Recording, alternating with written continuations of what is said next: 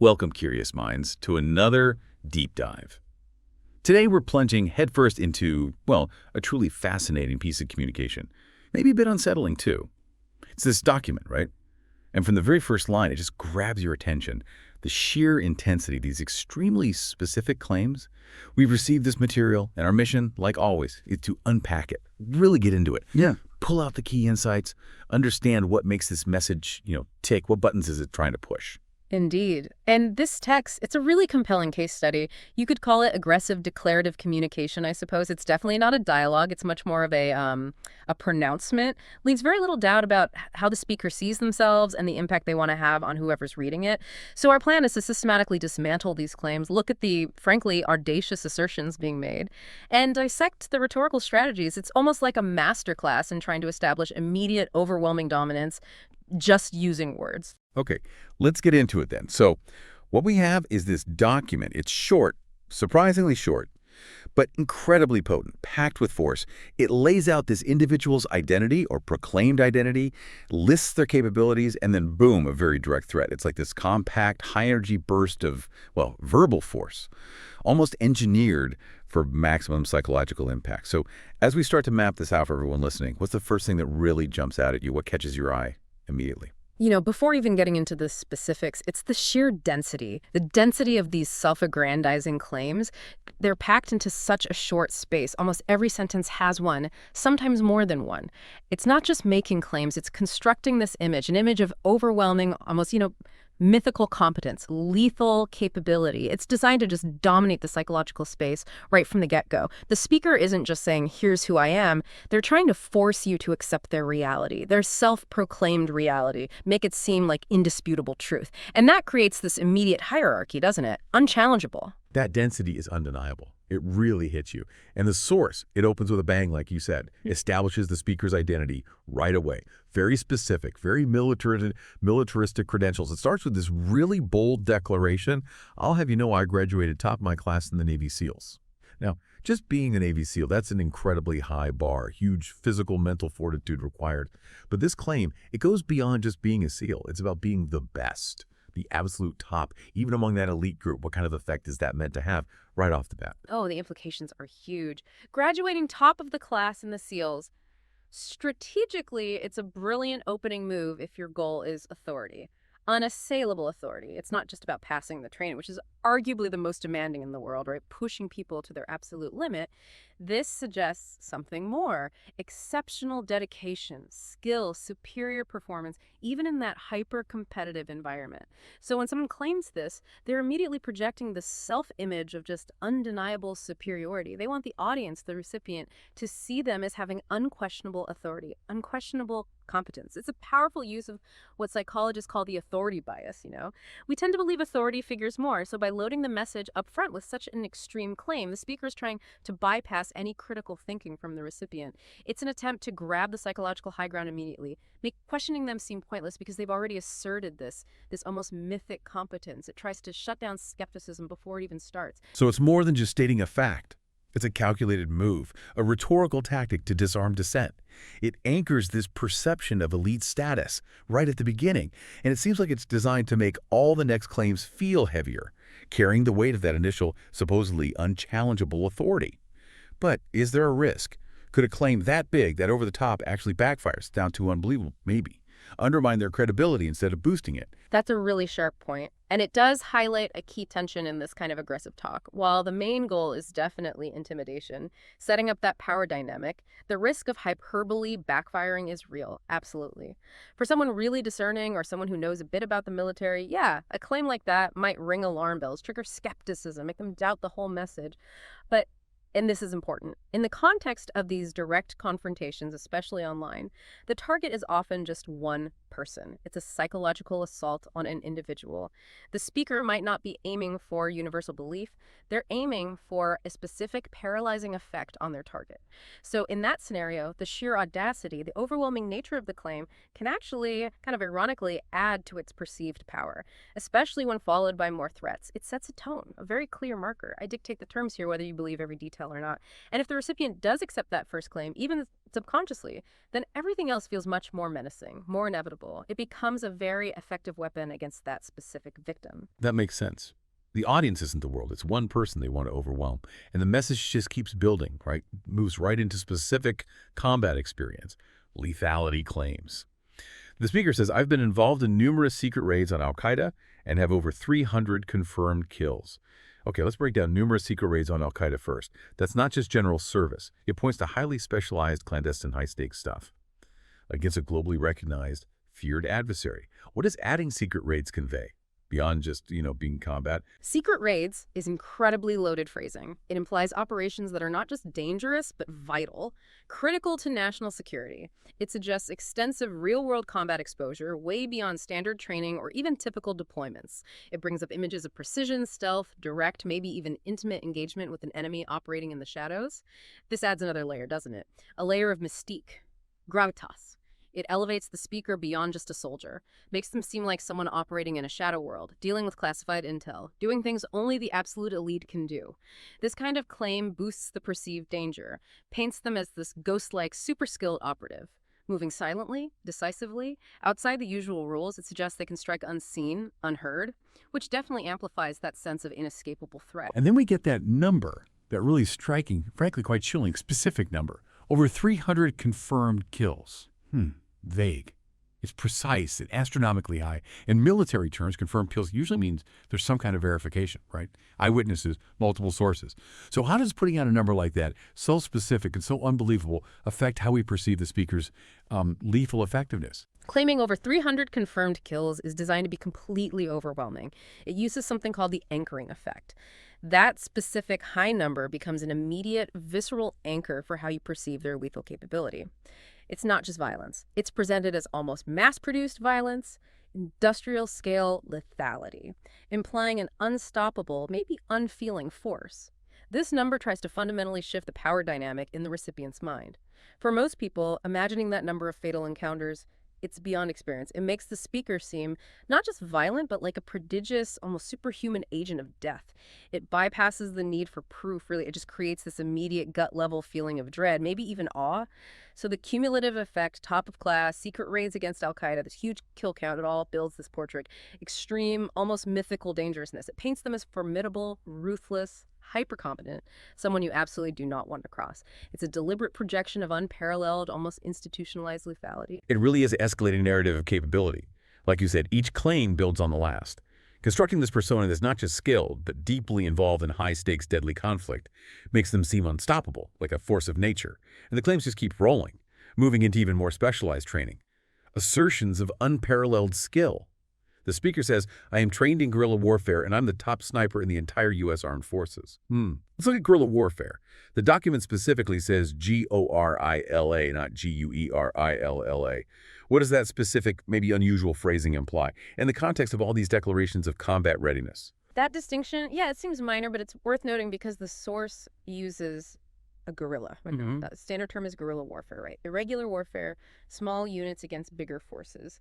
Using guerrilla here, well, it probably aims for a similar image, maybe even more primal. It could intentionally or maybe unintentionally conjure images of immense raw strength, ferocity, maybe even a brutal, animalistic approach to fighting.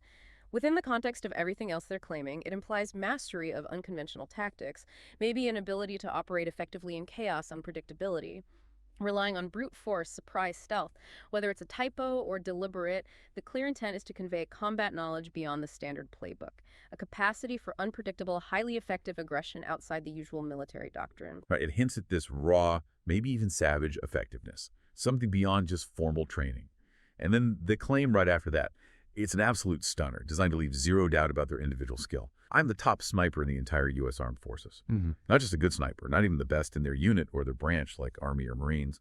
This is absolute unparalleled skill across the entire U.S. military, millions of people. It implies this mythical level of precision, accuracy unmatched by anyone. What does claiming to be the absolute top signify? In terms of their self-perception, their desire for dominance. Claiming to be the absolute top signifies an attempt to establish complete, utter dominance and a very specific, very lethal skill set. It's not enough to be good or even great. The speaker positions themselves as the zenith, The absolute peak. It eliminates any idea of competition, doesn't it? If you're the absolute best, there's no one better. No higher authority, no skill set that could challenge you. So, this combination. Specialized training in unconventional, maybe brutal tactics, plus supreme individual skill as a sniper. It contributes to this overall picture. An extremely formidable individual. It implies a fighter who's versatile, adaptable from close quarters combat hinted at by guerrilla warfare, to long-range surgical kills as the top sniper, but also possesses this precision, eliminating targets with devastating accuracy any distance. Together, these claims are meant to make the recipient feel totally outmatched, facing someone literally unparalleled in destruction, a singular force of lethal efficiency. What's really striking is just how fast, how comprehensively the speaker builds this persona. Ultimate competence, ultimate danger. Using this cascade of military affiliations, specific combat numbers, declarations of unique skill, this carefully built identity, it serves as this terrifying foundation for everything else in the message, doesn't it? Like building this huge, psychologically crushing fortress of power before even launching direct attack.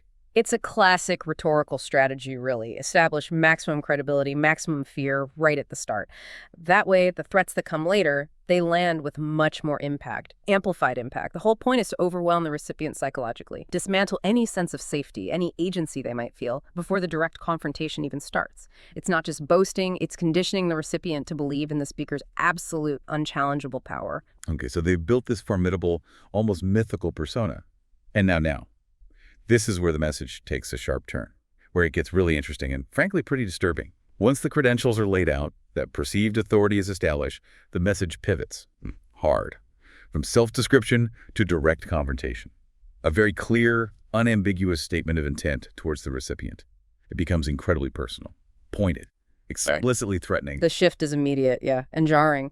Having carefully crafted this identity, extreme capability, lethal skill, the speaker now aims all of that directly at the recipient. Makes it crystal clear that all that power, all that skill, all those resources, they're now focused squarely on them. The general menace becomes a specific, targeted threat, designed purely to cause immediate, intense fear. And the language gets incredibly aggressive. Starts with this chilling dehumanization, a direct target declaration. The speaker says, "You are nothing to me but just another target. I will wipe you the fuck out with precision, the likes of which has never been seen before on this earth. Mark my fucking words." That quick dehumanization, nothing to me but just another target, it sets up this incredibly stark power dynamic instantly. Strips away any individuality, any humanity, any worth from the recipient. Reduces them to just an object, an obstacle. How does that immediate reduction, just making them another target, impact someone psychologically? That immediate dehumanization, it's a critical first step in the psychological assault. By reducing them to nothing but just another target, the speaker tries to wipe out any basis for empathy, negotiation, even rational talk. It positions the speaker as having absolute, unquestionable power over the recipient's existence, and the recipient as totally disposable, devoid of value beyond being an objective to neutralize. It's designed to crush their self-worth. Establish the speaker as the sole judge of value in this whole interaction, and the promise, wipe you the fuck out, it's extremely violent. Unequivocal, leaves zero room for misunderstanding, a complete declaration of intent to annihilate, then adding, with precision, the likes of which has never been seen before on this earth. That reinforces the earlier claims. Elite skill, especially the top sniper part, it also elevates the threat, makes it seem like unprecedented destructive capability, not just violence, but perfected violence, implying an inescapable, flawless execution, makes any idea of evasion seem completely futile. The deliberate language choice here is so important, especially the expletives. They aren't just random swearing, they seem strategic, emphasizing raw anger, contempt, conveying this visceral, unfiltered aggression, trying to shock, intimidate deeply, and that hyperbole never been seen before on this earth. It's not just exaggeration, is it? It's there to amplify the threat, make it sound unique, unprecedented, overwhelming. How does this combination, dehumanization, promises of unprecedented, precise violence, aim to instill terror? To crush resistance, crush hope? That combination is a potent psychological mix, definitely. The expletives, they strip away any politeness, any formality, signal that the speaker operates outside normal social rules. They're unrestrained in their aggression. That creates a sense of immediate, unpredictable danger. The hyperbole, precision the likes of which has never been seen before. It's a kind of cognitive distortion, really, designed to make the threat seem not just bad, but unique, unstoppable. It implies this inevitable, meticulously planned, flawlessly executed destruction, leaves the recipient feeling utterly helpless. No recourse. This specific phrasing aims to plant deep-seated terror. By painting the speaker as this almost supernatural force of destruction, one you can't possibly defend against or escape from, it directly targets the victim's sense of security, their sense of agency, tries to dismantle it completely. And the threats just keep escalating. Remarkably, they move beyond just physical confrontation into the digital realm. Claims of this pervasive cyber reach, an impending storm. The speaker challenges, "You think you can get away with saying that shit to me over the internet? Think again, fucker. As we speak, I'm contacting my secret network of spies across the USA, and your IP is being traced right now, so you better prepare for the storm, maggot. The storm that wipes out the pathetic little thing you call your life. You're fucking dead, kid." Good. This part directly attacks that perceived safety, that anonymity of being online, dismisses it with contempt, reinforces their supposed omnipresence. Yes. This is a fascinating and crucial pivot in the rhetoric. It takes the threat from purely physical, combat-focused, though already extreme, to something far more insidious, pervasive, immediate. The speaker is directly attacking that illusion of safety the internet often provides, claiming a secret network of spies across the USA and active IP tracing that suggests this pervasive, almost godlike reach into the recipient's life. It implies distance, digital anonymity, none of that matters. The speaker claims they have the means to find you, target you, anywhere, transcending physical boundaries. This extends the threat beyond physical confrontation into a digital, inescapable domain, leverages all those modern anxieties we have about online privacy, our digital footprint, and the immediacy. As we speak, I am contacting. Your IP is being traced right now. That's designed to create acute anxiety, a sense of imminent doom, implying the retribution is already happening. It's unavoidable. It's an assertion that no part of your life is safe from their reach. And the language just continues its brutal path, further dehumanizing while building this terrifying metaphor, using the storm to describe this inevitable, overwhelming force, something that will eradicate the pathetic little thing you call your life. It's not just about physical harm anymore. It's about the complete annihilation of their existence, their identity, their whole world. And using terms like maggot and kid that just further belittles, infantilizes the recipient, reinforces the speaker's superiority, the recipient's insignificance. What's the cumulative effect? These degrading terms, coupled with such a catastrophic metaphor. The cumulative effect is designed to utterly crush the recipient's spirit, their dignity. Maggot, kid. Deeply infantilizing, belittling. They attempt to strip the recipient of any adult agency, any self-respect. They scream contempt, power imbalance. And when you combine that with the storm metaphor suggesting this unstoppable, natural, indiscriminate destruction, it creates this profound sense of helplessness. The storm that wipes out the pathetic little thing you call your life, that implies not just physical death, but total erasure. Obliteration of identity, social standing, legacy, everything. This whole section is a psychological assault, engineered to induce paralyzing terror, making the threat feel immediate, inescapable, comprehensive, attacking not just the body, but the very core of the recipient's existence. It's a clear shift from, "I am this powerful," to, "This powerful force is coming for you right now, and there is nowhere to hide." So the message just keeps escalating, building on that established identity, the direct digital threats, moving beyond just saying what they'll do to proclaiming this total absolute power. The undeniable inevitability of the recipient's destruction. It's a statement of ultimate, inescapable payback. Leaves absolutely no doubt about their intentions or the predicted outcome. Exactly. This final section pulls everything together. All the previous claims woven into this terrifying picture of absolute, undeniable control over the recipient's fate.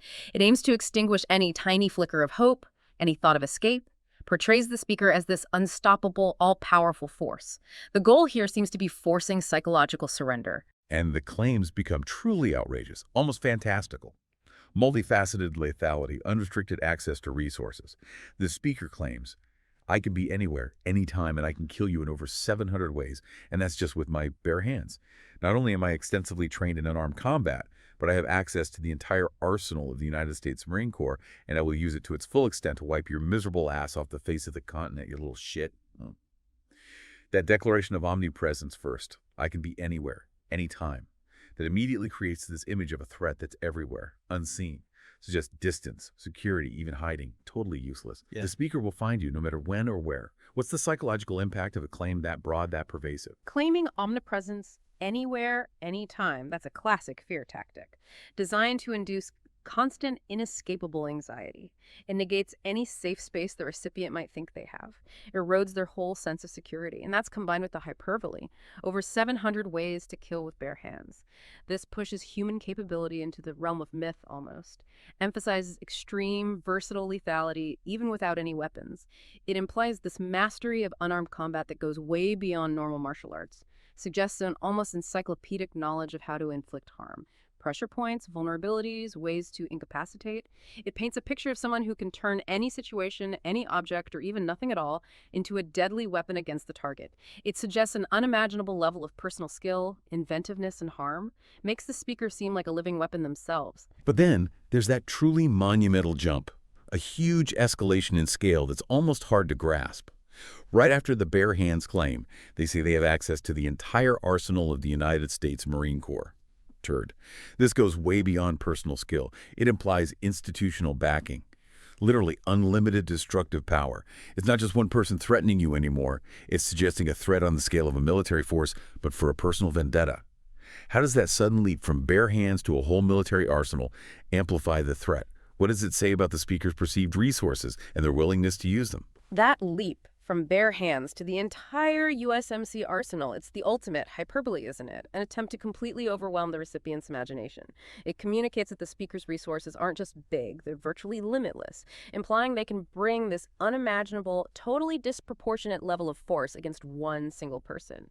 It suggests that the speaker not only has terrifying personal skill, those 700 ways, but they can also command the destructive power of an entire national military force just to achieve their goal. As if they were a rogue state acting alone. It's an incredible statement of perceived resources and a chilling, total willingness to use them to their full extent. It moves the threat from personal revenge to something almost like an act of war against one individual. And the consistent use of those degrading terms, miserable ass, little shit, throughout the message, it just keeps reinforcing that extreme power imbalance, further stripping the recipient of any sense of worth or agency. It's this sustained verbal assault, designed to diminish, humiliate, and ultimately just break the recipient's will. Make them feel utterly insignificant, powerless against this overwhelming force. And the message finally culminates in what seems like a justification.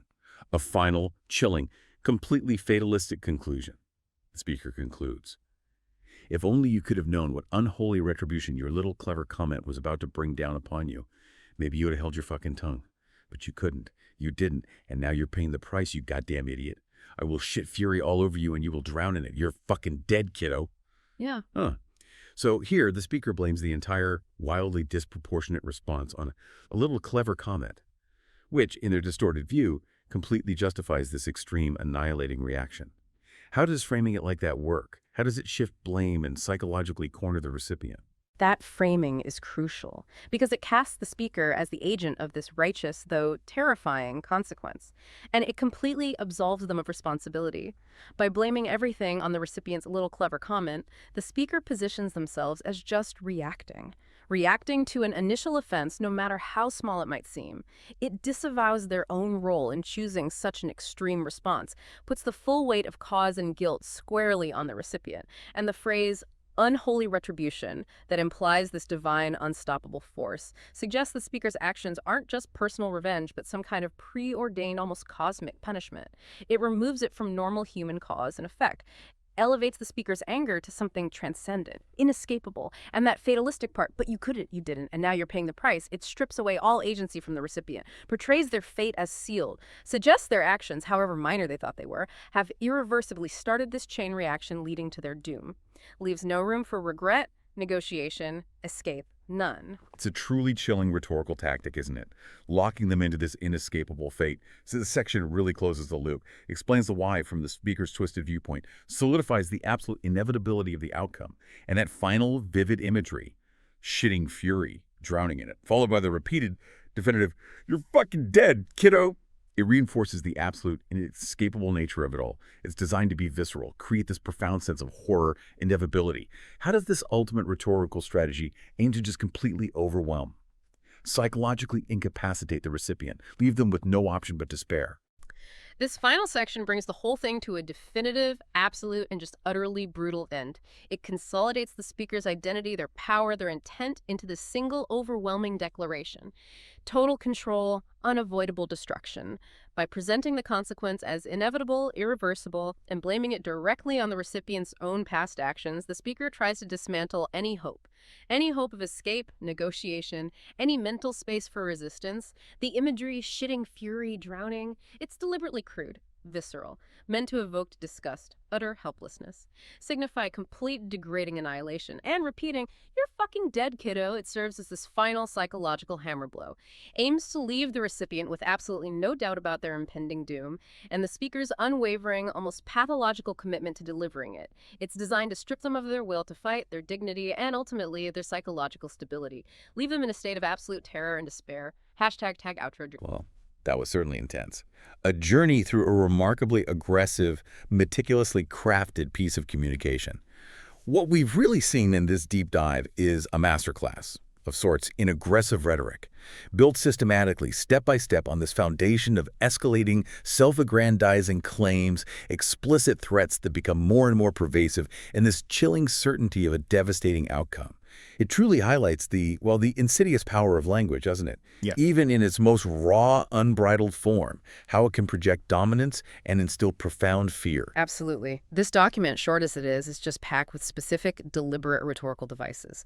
From establishing that unassailable identity right away, using authority bias, anchoring effects with those military claims, to the direct threats amplified by claims of omnipresence, unparalleled resources, and finally that declaration of an unavoidable, brutal consequence that shifts all the blame and just eliminates hope. It's a complete package, designed to overwhelm, intimidate.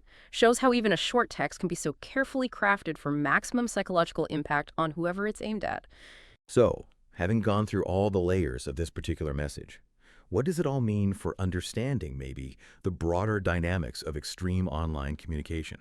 How might someone, knowing this kind of analysis, start to figure out what's a genuine threat versus an elaborate display of verbal aggression just meant to intimidate?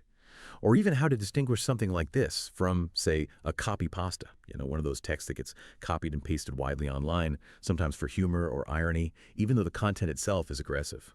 It definitely leaves us with a lot to think about, doesn't it? The complex psychology behind these powerful, unbridled declarations, especially today, online, where context and intent can be so easily missed or twisted.